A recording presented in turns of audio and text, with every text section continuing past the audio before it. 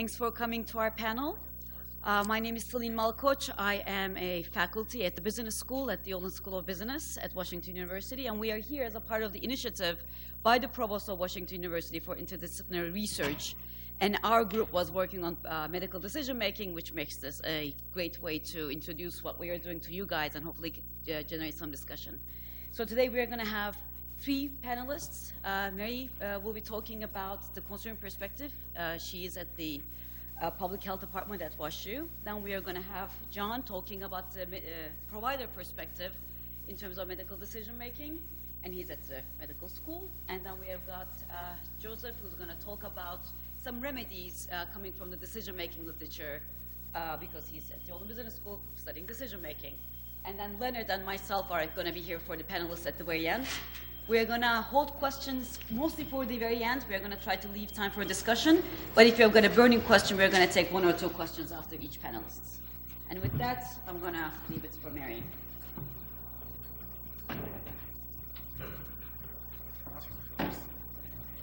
Thank you.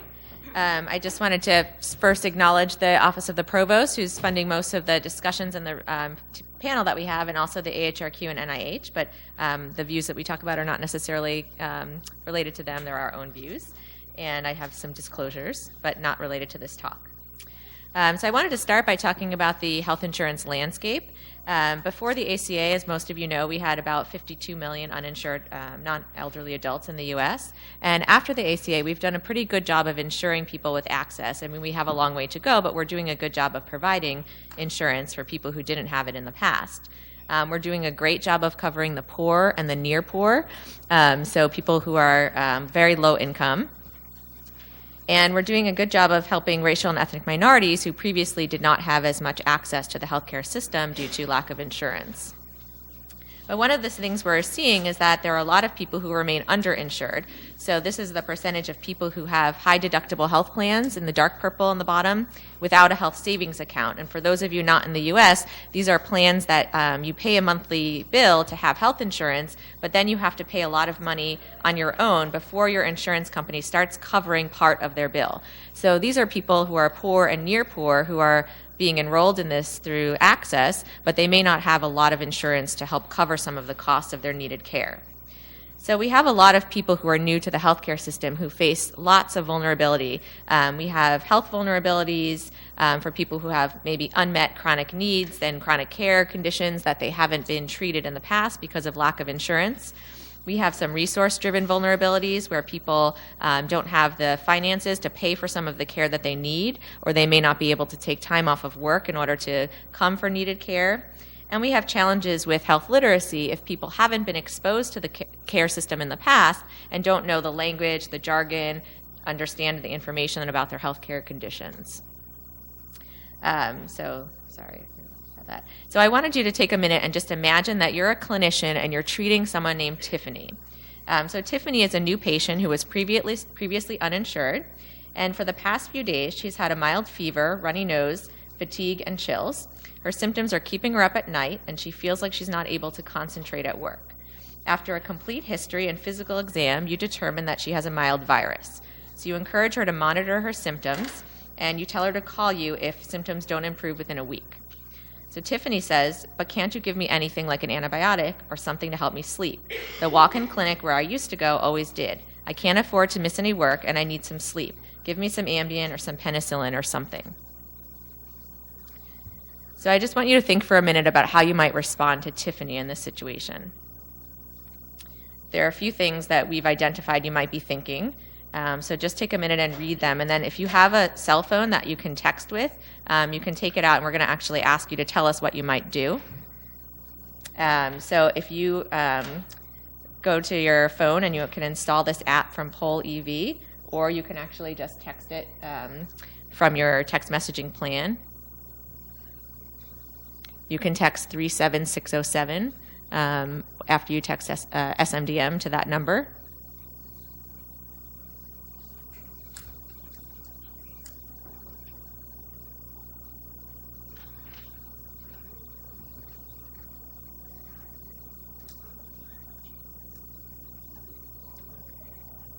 So here are the choices again. Did you need how many people still need the instructions? Okay. Okay. Oh, yeah, so the choices are already displayed there.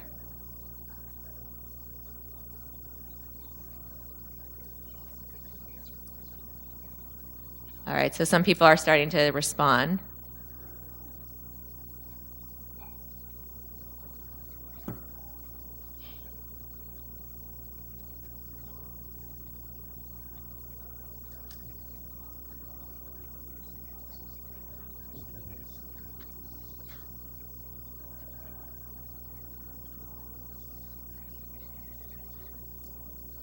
So no one's willing to say they would refer her out.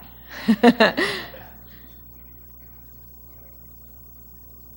couple people want to respond to her questions. Oops. What happened? Just sort of went out. Adjusting the image. Oh, is that the... There we go. There we go. So... Okay, so it looks like... Oh, something's happening with the monitor. I don't think it's the... Yeah.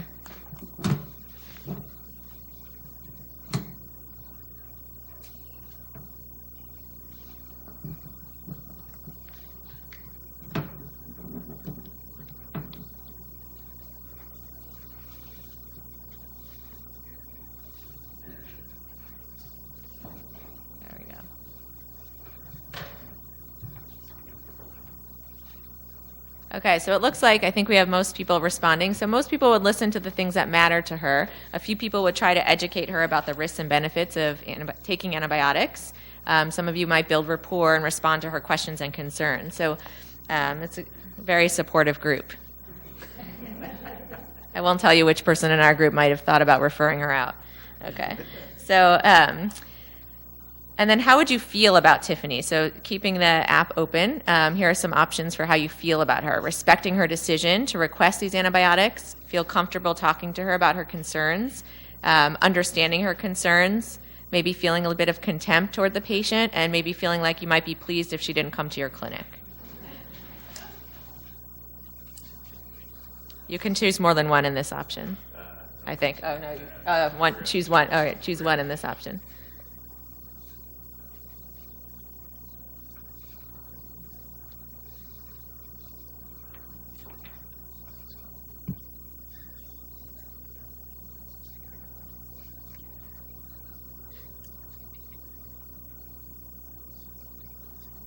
So pretty understanding group here.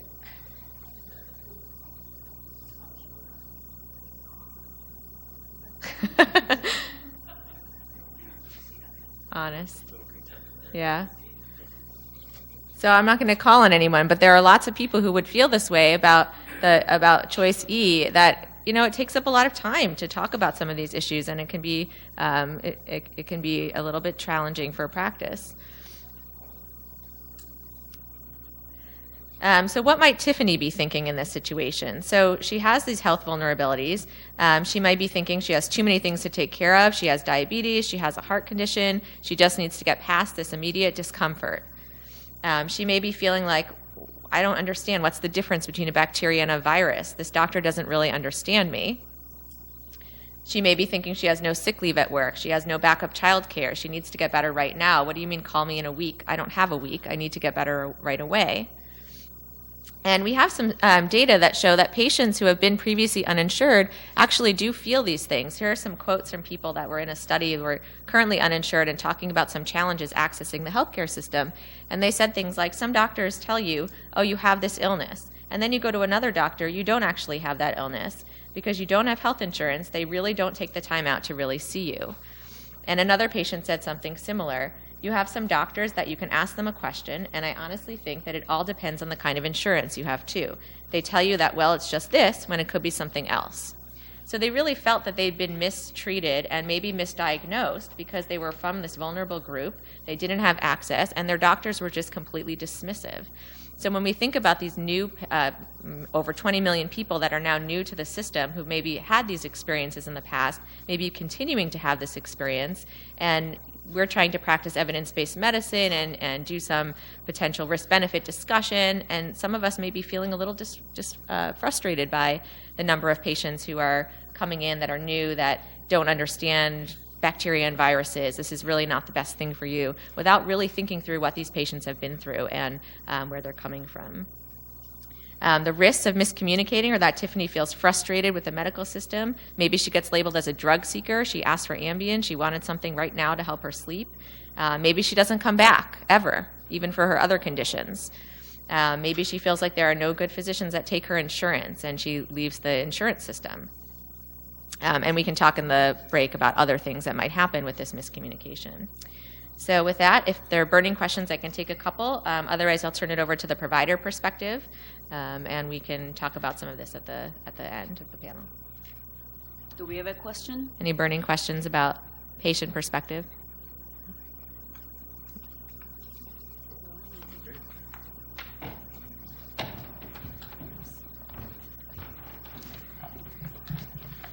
So again, my name is John Schneider. I'm an ear, nose, and throat surgeon, and so I'm a surgeon,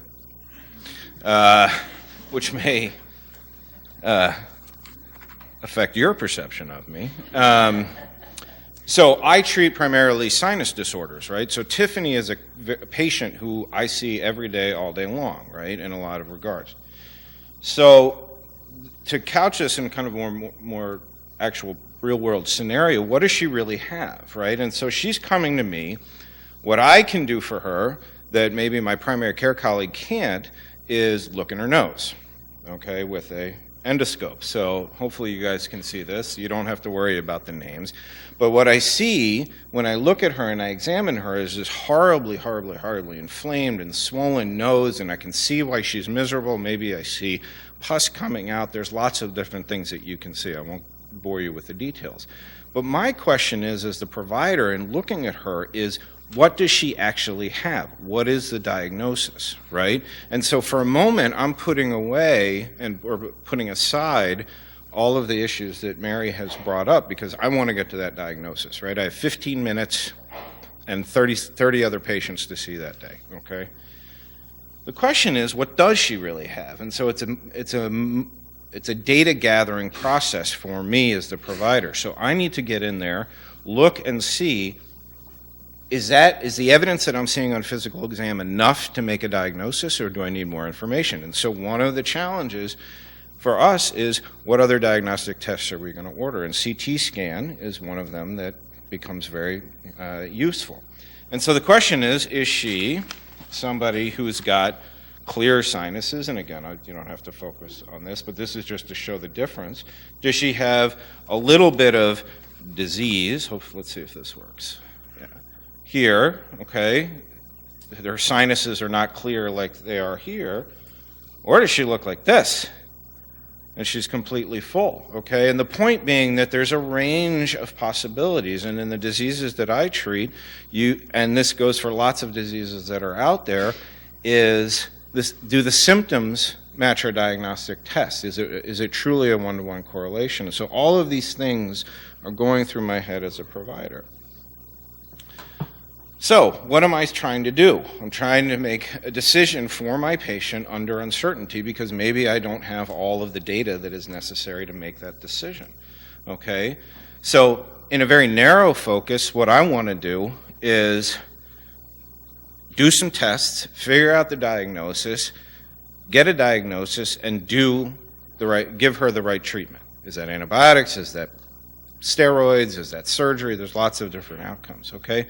But the problem is, if I am a completely self-aware and sentient and all-knowing physician in that 15 minutes, then I would have to consider just what we talked about, the patient characteristics. I would have to think about my own characteristics and my biases, which I'll talk about in a little bit. And I'd have to think about the organizational characteristics under which I'm seeing that patient. That's a lot to do in 15 minutes, right? And so the Institute of Medicine just released their newest report as a follow-up to Error is Human, right? About the diagnostic process and how incorrect diagnoses are being made.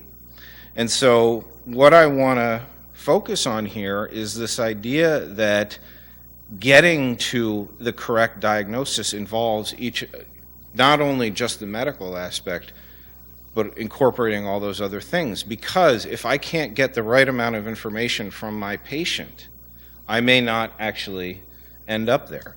So what I really want to do for this patient, because after I've talked to her, she said, well, you know, this isn't the first time this has happened. This is not an isolated episode. This has happened to me 6 times in the last year. Well, dear, I want to get a CT scan. And then, unfortunately, we end up in a discussion about, can she get the CT scan? Maybe she's bronze level in the ACA and has lots of out-of-pocket costs and can't incur that cost of getting the CT scan. Maybe she doesn't want to take another day off of work to actually go get the CT scan and then come back and see me and go over the results, okay? Maybe she's so predisposed to wanting antibiotics and getting antibiotics from other providers that she's going to lock down and not want to participate in the diagnostic algorithm that I've set out for her.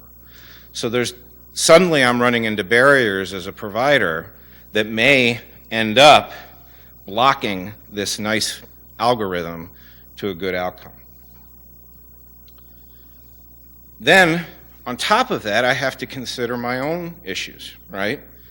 Again, maybe I probably wouldn't, but maybe I do have all of these external influences going on that are going to make me do more or do less depending on my interaction with the patient. And so this is from a study where they looked at a couple hundred providers, not delineated by specialty, and you see that pressures from patients, pressures from administrators and other third parties, reimbursement considerations, and defensive medicine all do play a role in how we as providers make good diagnostic and treatment decisions, okay?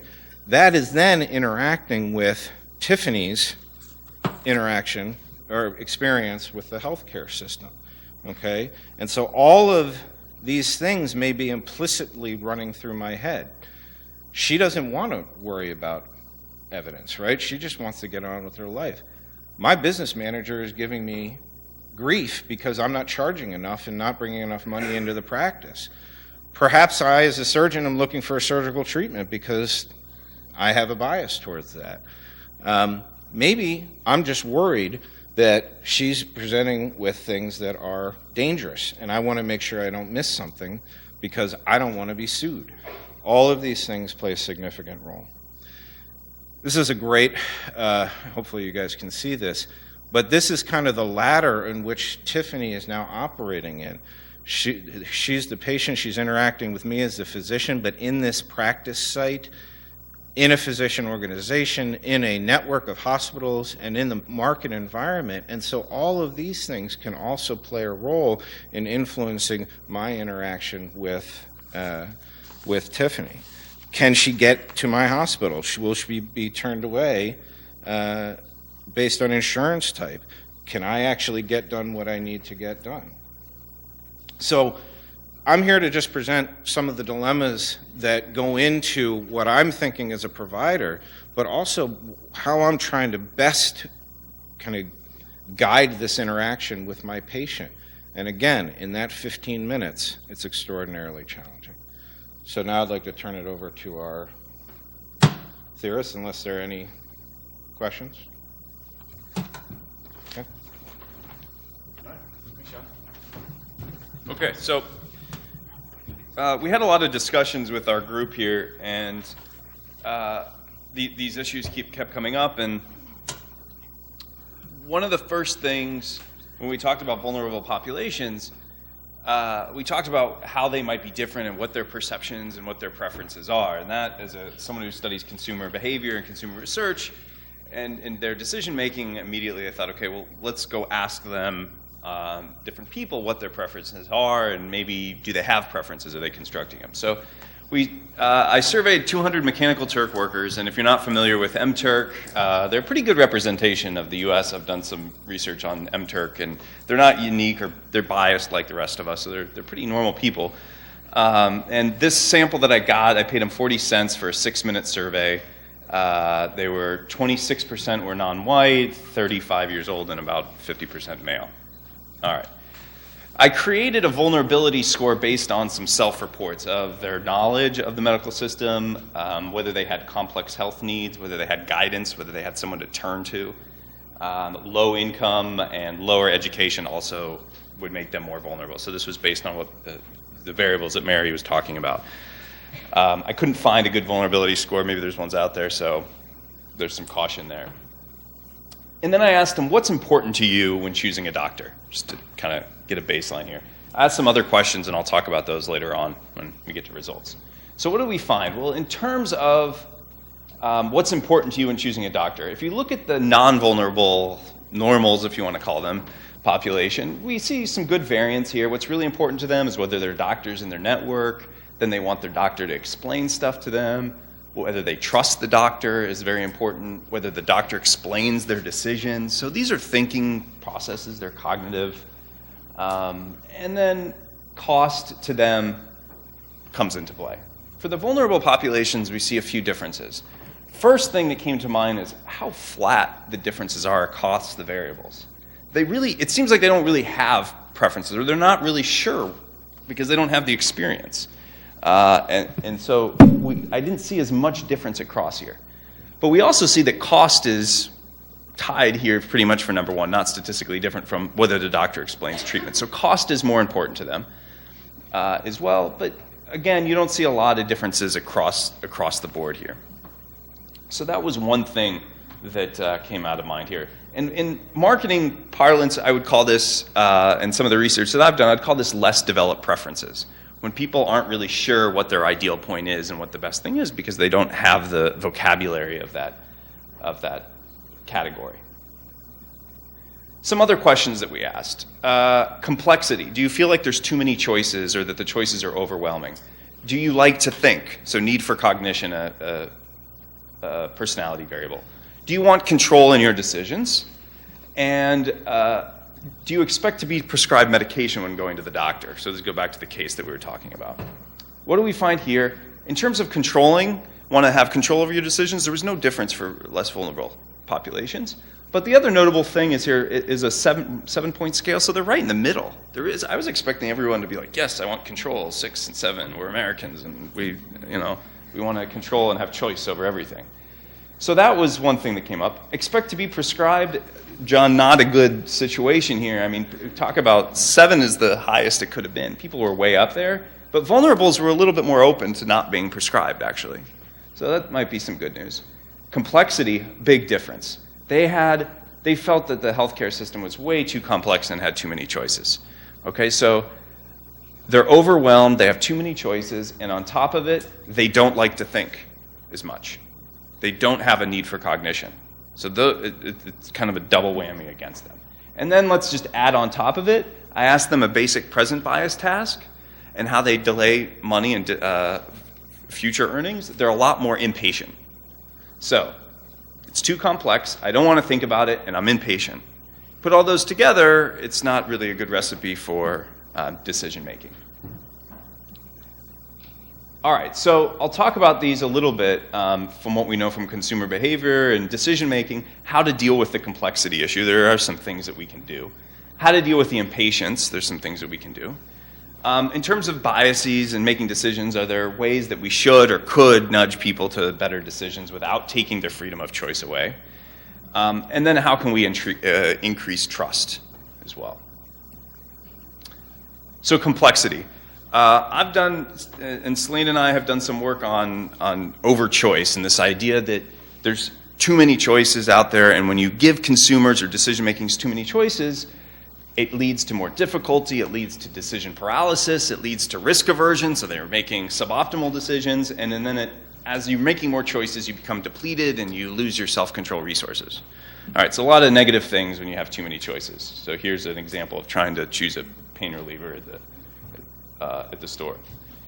Now, on top of this, choice overload, this thing of what you can't deal with all the choices, is bigger for people with less developed preferences. That would be our vulnerable population. And people who have low knowledge of the category, which would be our vulnerable population. So this choice overload phenomenon that we've been talking about in decision making, it's even greater. It should be greater for vulnerable populations. Again, not a good recipe. And when the choice is complex, difficult, and high stakes, basically a lot of medical decisions that we make, whether I get to go to my job and keep my job, because if I don't have any days off, it's going to be even more overwhelming. Now, you'd say, okay, well, we can just give people less choice, but people want more choice. And part of that we've found is because people fail to consider the difficulty when making the choice. So if I ask you, do you want 4 options or 18 options? 80% of you will say 18 options. But if I first say, think about, before you answer, how difficult it is going to be to make those decisions, or how different that decision is. What we find is that that can decrease that need for so many choices. So there is some good news here. We can reduce the need for more choice by giving people feelings of control. And there's very simple ways to give people control, and that can compensate for our need. We can offer some choice over no choice. And even if we give them bad choices, that can help alleviate the need for choice. Or not necessarily bad choices, but dominated options, right?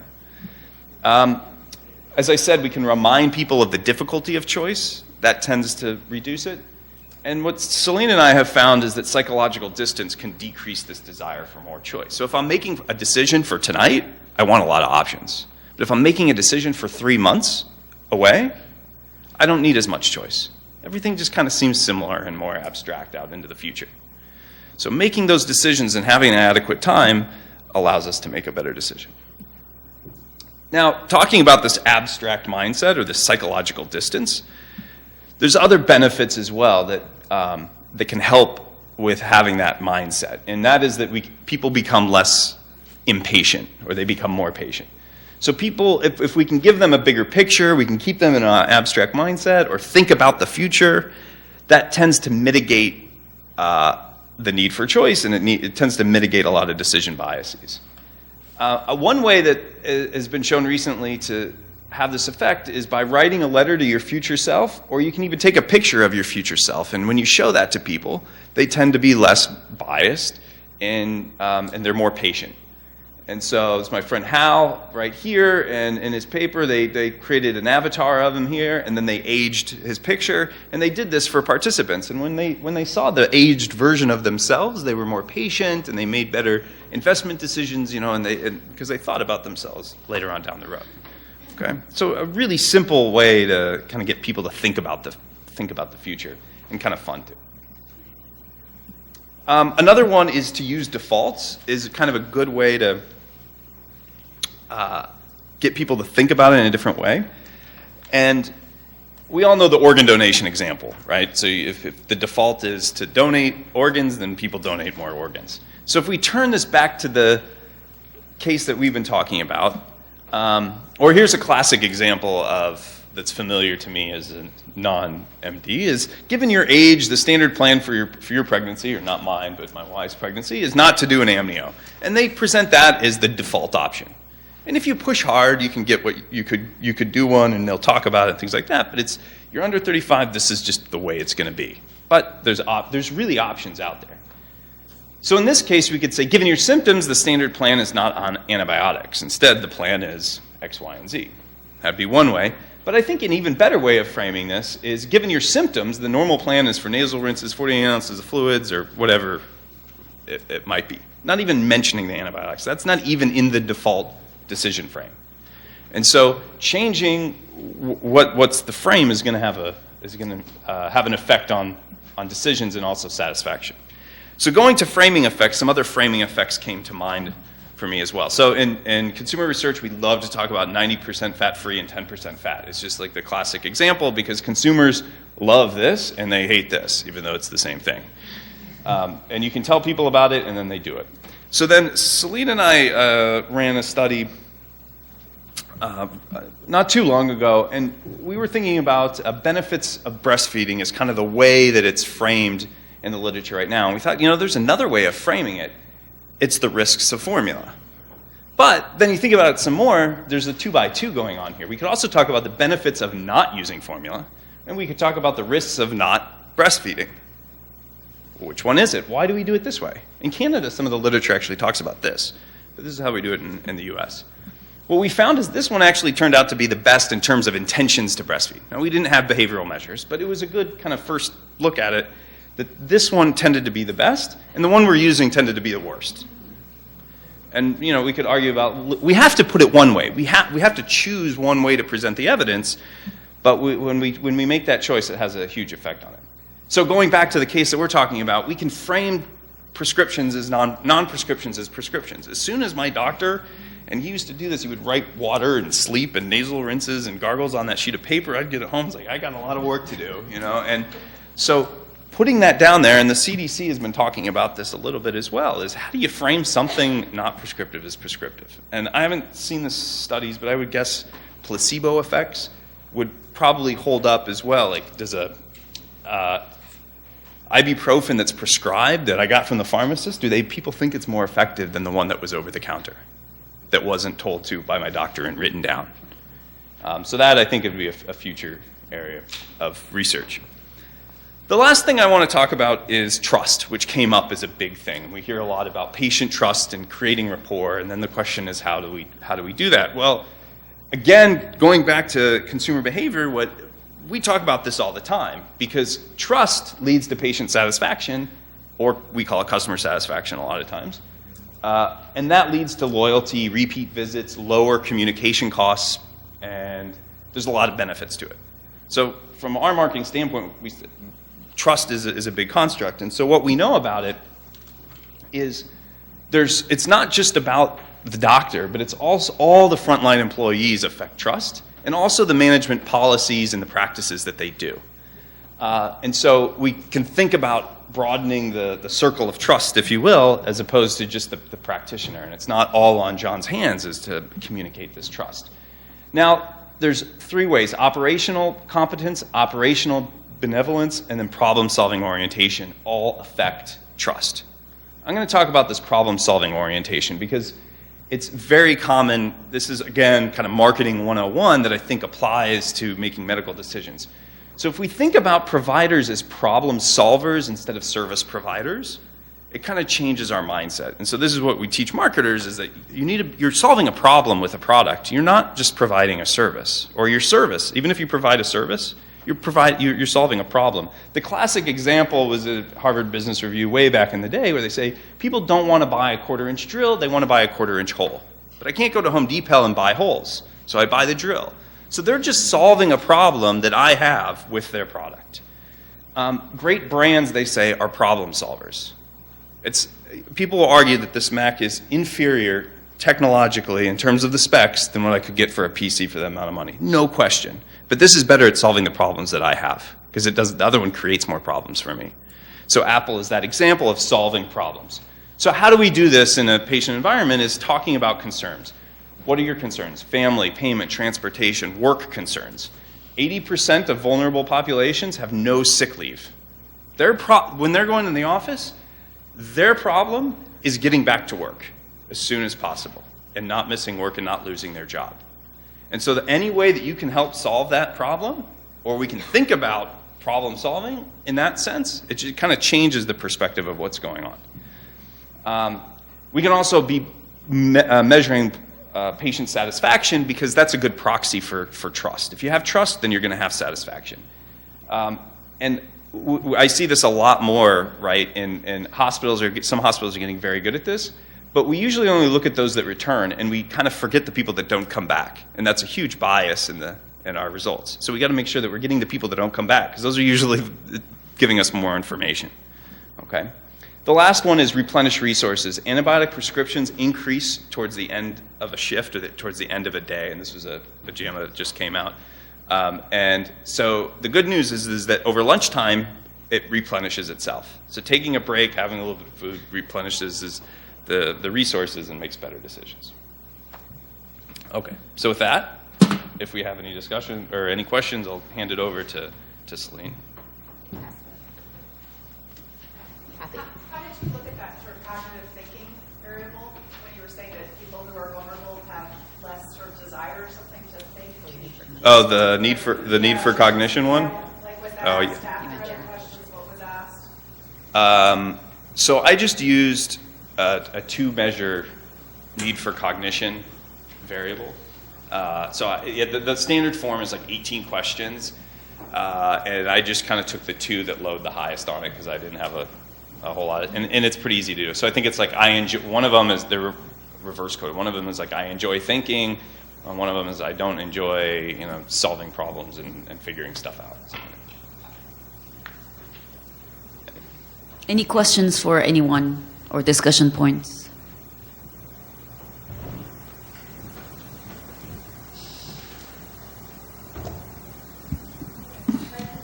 Yes, that would be great so we could hear you.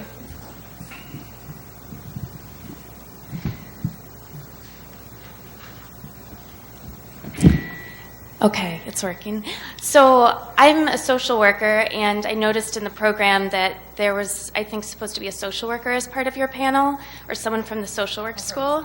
And I don't think that person is. So that's you. No, Okay. Not the social work school, but okay. So there are different people as part of this award that we received that are from all the different schools associated with Washington University. Okay. And we had only time for 4 panelists to be speaking, but they're all part of our discussions. Okay, so I mean, the question I just had was whether you could speak to what the social work perspective contributed to your discussions, or whether that was incorporated into the presentations that those of you who spoke today gave. So I can probably answer that the best. So a lot of the work that we were doing initially is trying to bring together the multiple perspectives of people that are involved in patient care and health decisions, even in the population level. And our School of Social Work and our School of Medicine are kind of unique. There are public health researchers at both, so there wasn't an actual licensed clinical social worker practicing social work, but that perspective is so linked to public health, and so we kind of joined the two at our university to talk about how individual and population health is overlapping. And so I have some people on this study that we did looking at how the uninsured are accessing the system and what the barriers are to their care. That brings in a lot of issues relevant to social work in terms of giving people access, helping reduce these barriers to needed care, and helping to incorporate their other life and social environments into care, because it's not just what's happening in the room with the provider, it's also all these other things that we tried to bring in the patient perspective. Thank you. Thank you very much, Holly Widerman from Université Laval. So I just wanted to build off Mary's comments, and this is a question that goes back to Dr. Goodman's talk. When you're talking about what concerns people have, and you brought up, for example, this issue of not being able to take time off of work. I'm sure that there is some value to discussing that as an issue in a clinical encounter with a provider, but there's really only so much that a provider can do about that. And so I guess my question there is, what is the role of clinicians in the broader social program of addressing social determinants of health? As the clinician, so it's challenging, right? Hopefully I didn't run too fast through that, but the one of the main points is it's very challenging to do that as a clinician, right? When a patient comes to our office, they want a particular problem fixed, generally speaking, right?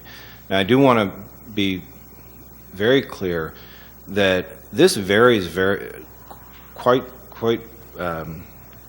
largely across specialties, right? And that's something that we want to make a point in this, is that as a surgeon, and that's why I said it, my approach may be different than a primary care provider. My approach may be different than an allergist, okay? And so being able to recognize the social context in which my patient is actually seeking care from me is challenging. It's mentioned in our training, okay, but it's not necessarily a focus of most medical schools, right? So there's a lot that can be done there. The question is, can it happen in the context of modern medicine, right? And so there's the time constraint, which I talked about, right? There's the diagnostic constraint. If I tend to focus more on the social context of getting my patient to the CT, get whether they're going to come back for a visit? Am I going to focus less on the fact that they may have a disease that is presenting one way, but the disease is actually much worse than they're dealing with? So I also think so one of the reasons we asked you all to say how you would treat Tiffany is to think about what you would do to try to build the trust and understand where she was coming from in her background. And a lot of you talked about building rapport, understanding her concerns, meeting her where she was, which I think is part of good clinical practice. So you may not be able to address the fact that she can't take off work again, but if you can understand that, perhaps she would have been more willing to engage if the provider said something like, I understand you may not be able to come back to see me again for another evaluation. If you call me in a week or maybe 3 days, because this is really hard for you and I know you don't want to have time to come back to see me, but if you call me, I can still prescribe something over the phone if it's getting worse. And we may not know if it's a true bacterial infection at that point, but that might be a way that she could better relate to the physician and the physician could better relate to her. On a practical level, that's what all providers should do. The problem is, it's cognitively taxing, right? It's so I can just give you an example of my day, right? And so if I see 30 patients in a day, right, and make sure that A, I'm not missing any diagnoses, B, that I'm coming up with the correct treatment plan, C, that I'm accommodating patients so that they feel that they're getting good care, right? That's going to vary for 30 different times during that day. Then, 3 days later, I have to follow up potentially 30 times. And so one of the issues that we didn't talk about is that there's organizational constraints on what the providers at any different specialty can accomplish in addressing what the patient may be focused on, even if it's not their disease process. By the way, just very quickly, there's losing a day's work is a significant problem, but there's a more micro level, which is even if you give a script with the copay you have to make on that, so many patients won't even fill the script because it's too expensive. So it really gets worse. And physicians don't get paid for calling and doing good medicine. So they're under that constraint. It was really her question that prompted me on getting up, and this may be hard for you as a surgeon, but in the primary care level, and I wonder if you came across this in the school study, in the vulnerable and the low-income populations, any of the innovative programs that are out there, such as group scheduling or group visits, open scheduling, or telemedicine for those populations? All right, so for me, Yeah. we came across that. We did. So we were looking mostly at how people are accessing the system and what barriers there are to gaining insurance. But a lot of people in our qualitative work talked about ways to make this system easier. And they're often used to these types of programs from going to clinics where they do have multiple providers at once and they go for 1 day and they're used to sort of seeing everybody in 1 day. In the more rural communities, they're starting to do telemedicine here, although it's not as common as it could be. And there's different levels of trust in how people relate to apps and FaceTime that's not in person. So they were kind of mixed in that area, but there were lots of people who talked about making things more convenient. And unfortunately, in a lot of the more tertiary care clinics that we have, they just don't have the ability to do that, or they're not making the effort to do that unless it's a specific subspecialty area. Your question also prompted me to get up. I work in the ER at Cook County Hospital, and so what very frequently happens, people go, why are all these people coming to the ER? I go, because they can't get off work. This is the only time they can come in. It's Sunday at 7 p.m. They made it. And our hospital is sort of a little bit adapted to that. One, the medical record that's electronic now really helps. I can say, oh, I see what you're supposed to be on, and I can refill your meds, or I know that you saw the ENT person last week, and they want to do this. I'll give them a call. And tell them what I see.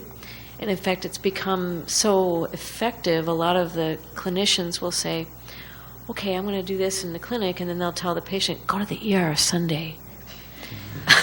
And then, no, we'll get notified. They'll call and say, I got one of my patients coming to see you. Would you look for this? So it actually is kind of working for the job thing. So, Yeah, and we've seen that with people there's actually quite a few medical student clinics that operate for free on Saturday mornings for different universities. And probably lots of places have this, and there are lots of people who say, I can get insurance, but why can I get insurance? I'm getting really good care here. I trust you. You see me for free or for $5, and then if I have something more emergent, I go to the ER, and it's working much better than having them pay a monthly premium and then have to pay for care on top of their monthly premium. And so there's not a lot of incentive to do that, and there are providers who are telling them to do that because that's where they're used to going. So briefly, your question points out a very important aspect of these organizational constraints on the way care is delivered, right? Cook County, I did my trauma rotation there, and it's somewhat self-contained in that patients get a lot of their care there. And I'll probably get fired for saying this, but even at WashU, that's not the case, right? And so when my patients are coming to me and there's, not terrible barriers necessarily for me coordinating care across different providers, but then when my patients come from outside, there's even less consistency in the way I can actually provide care. And so it adds time and effort to everybody's, so on the provider side, to everybody's workload, and it takes a lot longer, it takes a lot more effort to actually get that kind of communication done at a reasonable level.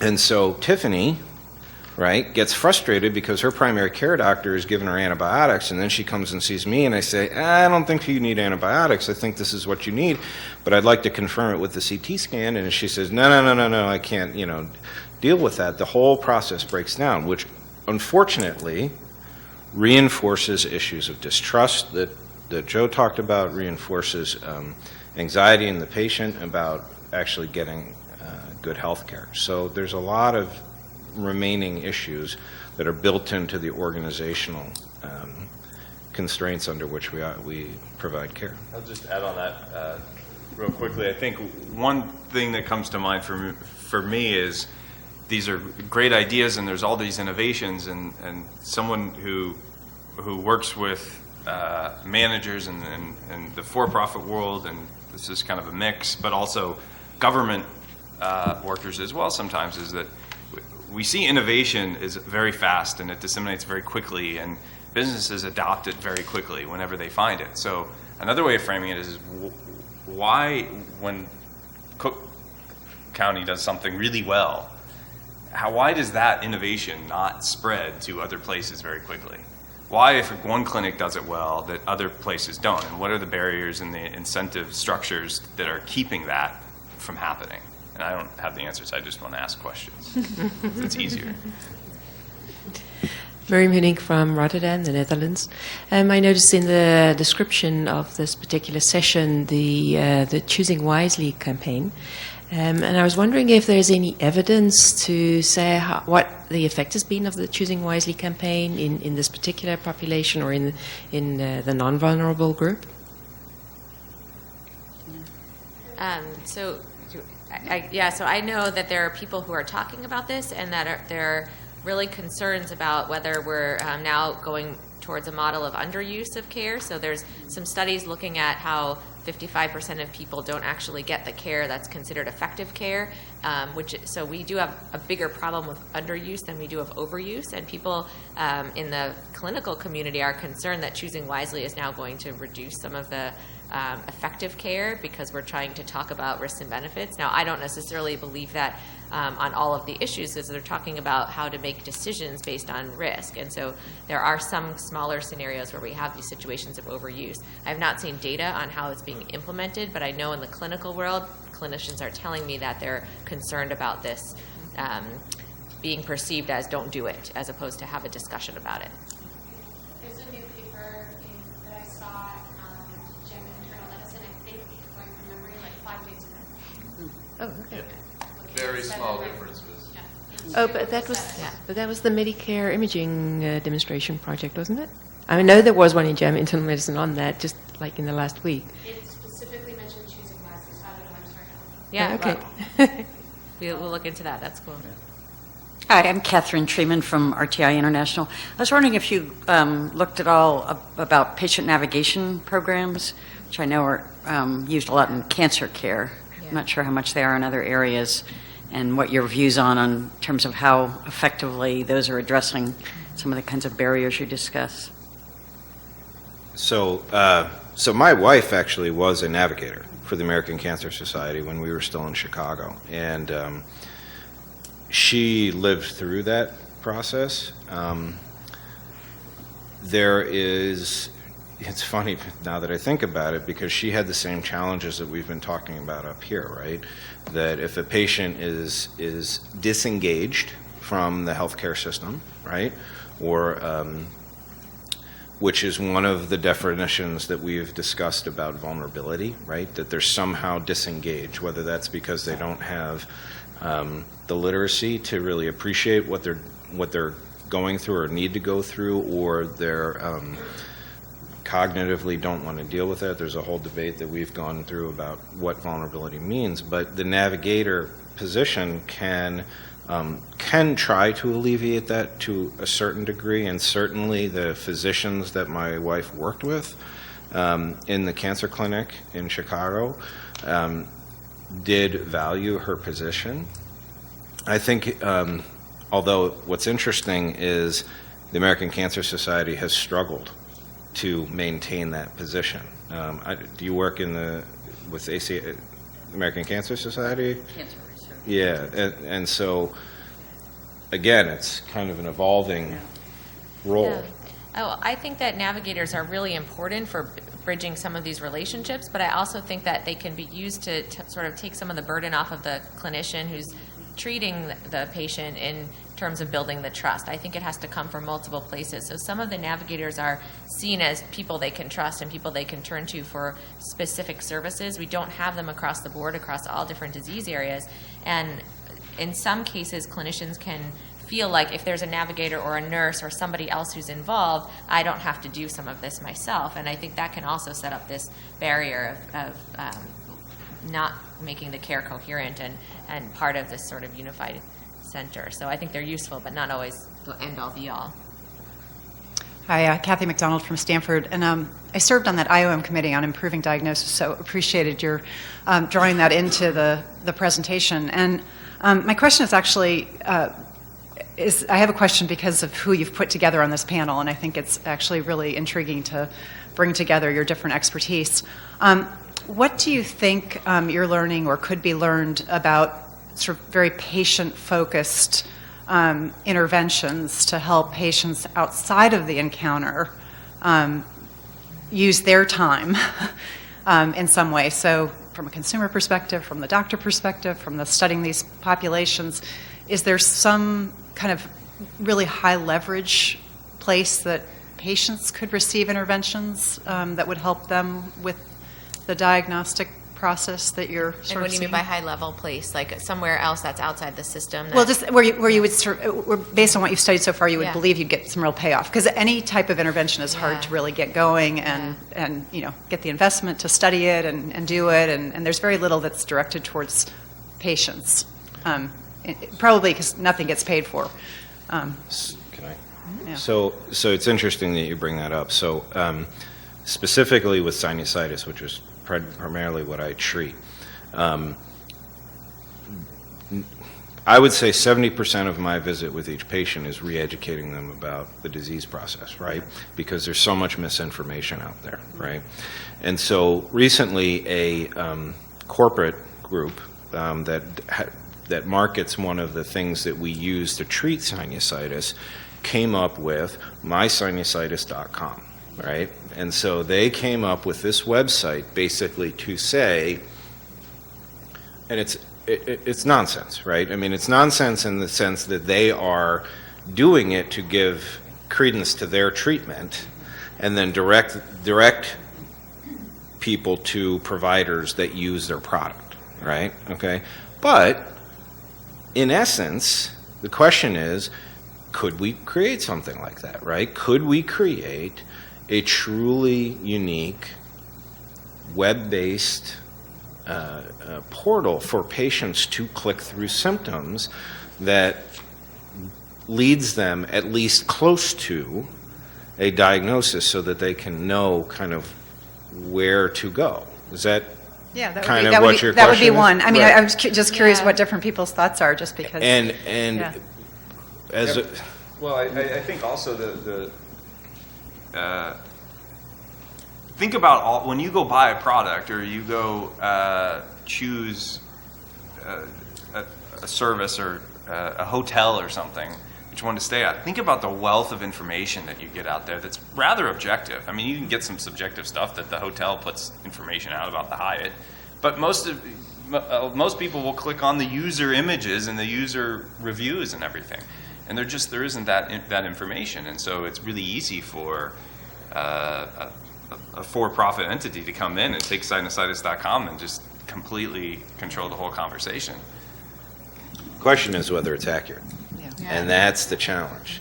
We've seen some data that patients are going to the internet. Obviously, everyone knows they're going for health information, but where they trust the information is usually from these in-person sources. So from some of the same work on this health insurance access issue, people were getting bombarded with information from web-based and media-based sources, but then they felt like, I'm not really sure how much to attend to that. So we recommend to people when they're talking about this is trying to pair it with a place they're already going that they already trust.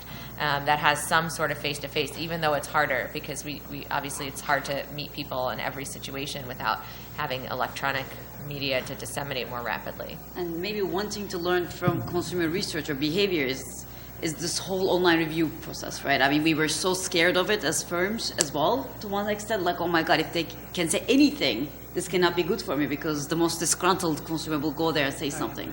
And it turns out it doesn't. It ends up helping everyone in the process, so. Yeah. I think we have time for one more, maybe. Laura Kochever from Savvy Sherpa. This is related to the last two questions. There's another type of resource out there that's being developed, which is social support, which also combines some of the functions of a navigator. There are some companies such as Accolade and Pack Health, and their goal is to engage the patients, build a sense of self-efficacy, and through social support, move the patient to better self-care.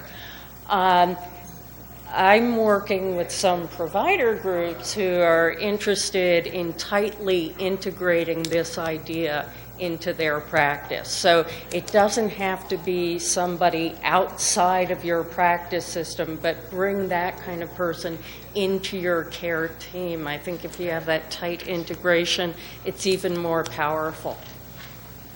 I might add, there's also some evidence if you get non-medical people, but you train them such that they can do follow-up, so they can call people, are you taking your insulin? Are you engaging in appropriate behavior because of asthma-related problems? And when you have non-professionals, community people doing that, it turns out the visits to the ER room for asthma, this one study was done, was cut by one visit a year. Well, one visit a year is a significant reduction in incredible health costs and health positive outcomes for the patients. The last two questions. Yeah, I couldn't hear. Yeah. There's time for another? Yeah. Yeah. So presumably in talking about vulnerable populations, one of the latent objectives is to talk about how to create equity. And so I wonder, across your different perspectives, what do you think are the greatest potential push points for creating equity? Do we have another hour? Good question. Yeah, it's a great question. With the election coming up, it's worrisome. Just go ahead, you can ask two and we can answer both. Yeah, we'll perhaps. decide which one we want to answer. Yeah, just really quick, kind of a comment. So Leo Bandura coined the term self-efficacy based upon the analysis of data from Kate Lorig from Stanford for the Arthritis Self-Help course. And the Arthritis Self-Help course has been taught in 100 countries, translated into how many languages, and it works when it's taught by peers, not by medical professionals. Yes. Kate Lorig, the Arthritis Self-Help course. Kate's amazing, done 20 years of public. And let's continue the conversation about equity because there's lots of ideas I think we've hit on. It's a bit much to tackle in a minute, so I think. We can be outside maybe if people have other questions. Thank you all for Thank you participating. all. Thank you for attending.